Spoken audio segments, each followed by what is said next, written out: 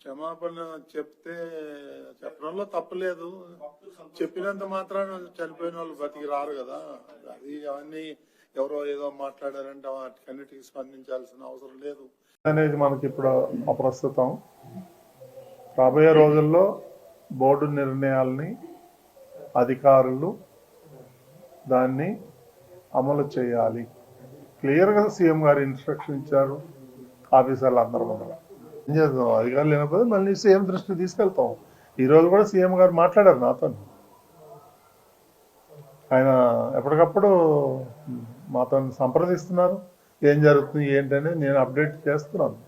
ఇప్పుడు ఏదైతే ఇన్సిడెంట్ జరిగిందో అది కొంతమంది అధికారుల తప్పిదం వల్ల జరిగినట్లు మాకున్న సమాచారం. ఇది అవునా కాదా దీని మీద లోతుగా అధ్యయనం చేసి ఎవరైతే దోషులు ఉన్నారో ఎంత పెద్దవారైనా ముఖ్యమంత్రి గారు సీరియస్గా చెప్పారు.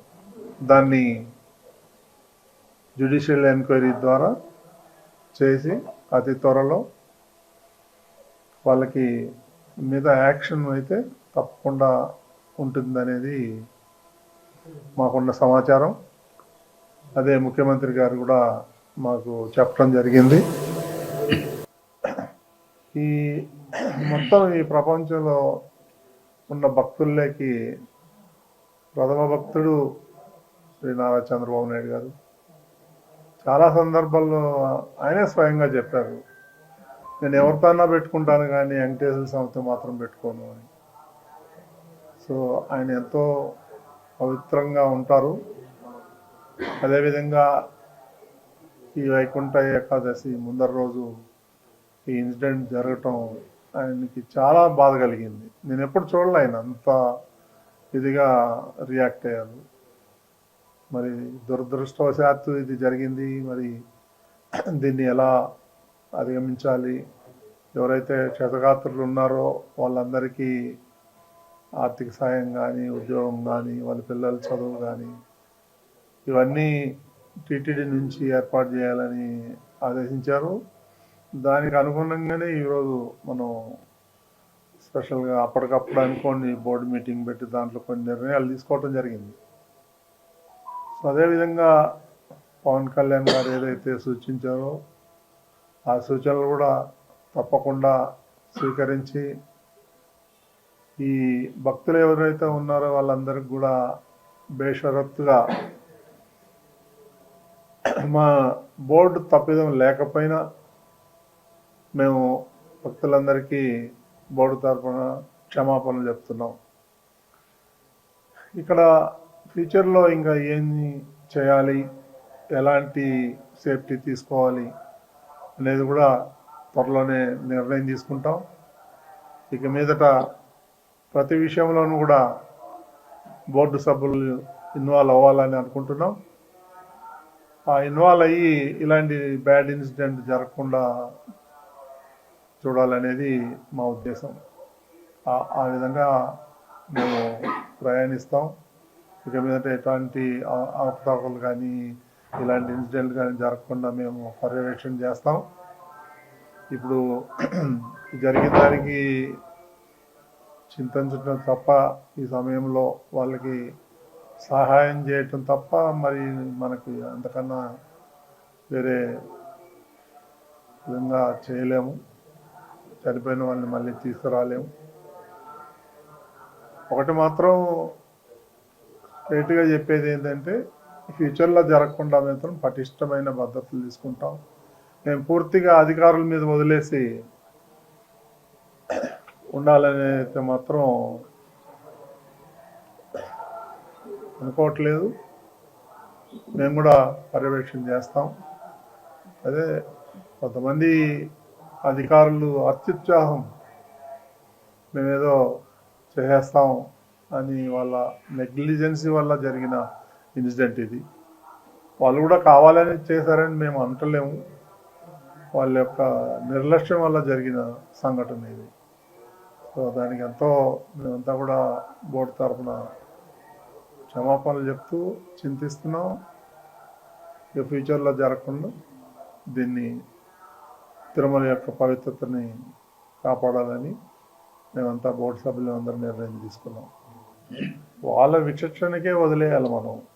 నువ్వు వెళ్ళి క్షమాపణ చెప్పని మనం చెప్పలేము. వాళ్ళ అంతరాత్మకు తెలియాల వాళ్ళు చేసిన తప్పు, వాళ్ళే చెప్పాల. అందుకే నిన్న ఎందుకు తగ్గి మాట్లాడతానంటే కష్టాలు తెలిసిన వాడిని కాబట్టి నాకు అధికారం అలంకారం కాదు, అధికారం బాధ్యత నాకు. కానీ నాకు పిఠాపురం బాగుండాలి, నేను చాలా చాలా స్పష్టంగా ఉన్నాను. లా అండ్ ఆర్డర్ కనుక ఎవరన్నా సరే ఇష్టరాజ్యంగా ఎవరన్నా సరే ఇష్టం వచ్చినట్టు చేస్తే తొక్కి నారత్తిస్తాను ఒక్కొక్కరికి. మా ఇష్టం కుదరదట్లా.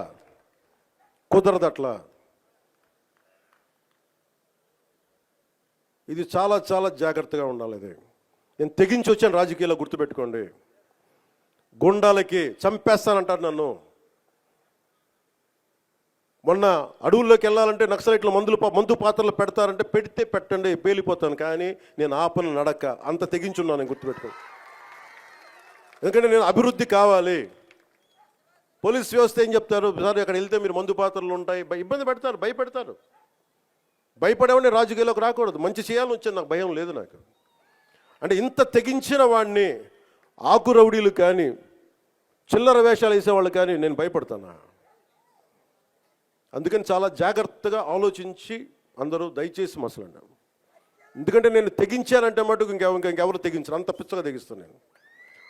ఎందుకంటే నేను నిన్న ఎందుకు క్షమాపణ చెప్పాలి, ఎందుకు క్షమాపణ చెప్పాలి? నేను బాధ్యత అడిగాను, మీ ఓట్లు అడిగాను నేను.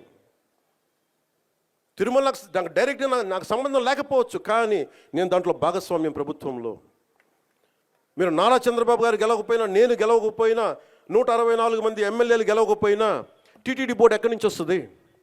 చైర్మన్ ఎలా నియమితం అవుతాడు? ఆయన ఏ ఈఓ ఎలా నియమితం అవుతారు? ఈఓ ఎలా నియమితులు అవుతారు?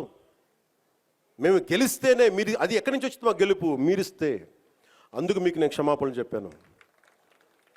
నేను కోరుకునేది ఒకటే, ఎప్పుడో చెయ్యని తప్పుకి జపాన్ లాంటి దేశంలో ప్రధానమంత్రి ఆయన పుట్టక ముందు జరిగిన తప్పుకి ఆయన పార్లమెంట్లో క్షమాపణలు చెప్పాడు. మనం నేర్చుకోవాల్సింది అది. వాళ్ళు చేయకపోయినా 3 తరాల ముందు తప్పు చేసినా క్షమాపణలు చెప్పారు. నేను ఈ రోజున అడుగుతుంది, టీటీడీ బోర్డు పాలక మండలి చైర్మన్ గారు కానీ, సభ్యులు కానీ, ఈఓ కానీ, ఏఈఓ కానీ, మీరు ప్రెస్ మీట్ పెట్టి క్షమాపణలు చెప్పండి. నేను క్షమాపణలు చెప్పినప్పుడు మీకు క్షమాపణలు చెప్పడానికి నామోషి ఏంటి? బాధ్యత తీసుకోండి, బాధ్యత తీసుకోవాలి.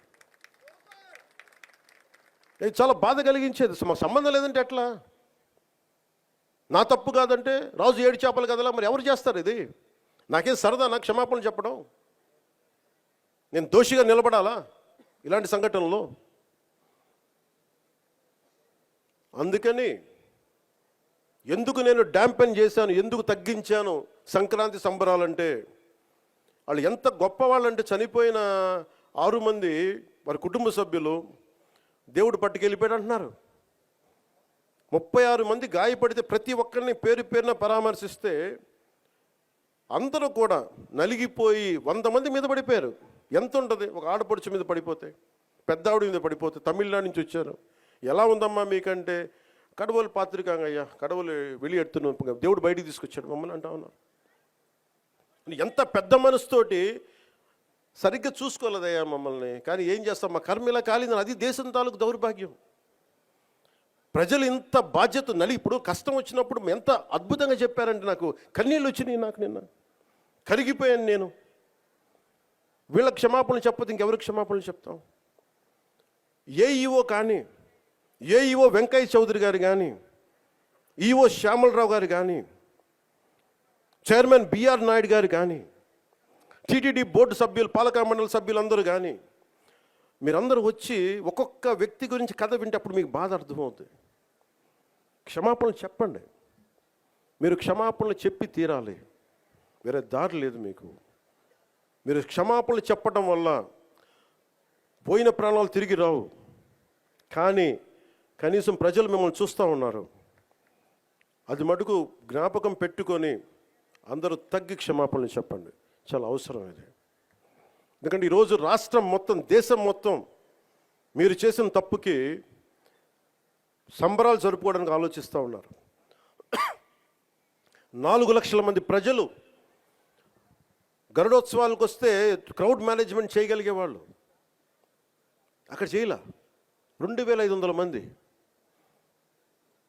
చాలా బాధ అనిపించింది. Lack of management, crowd management లేక,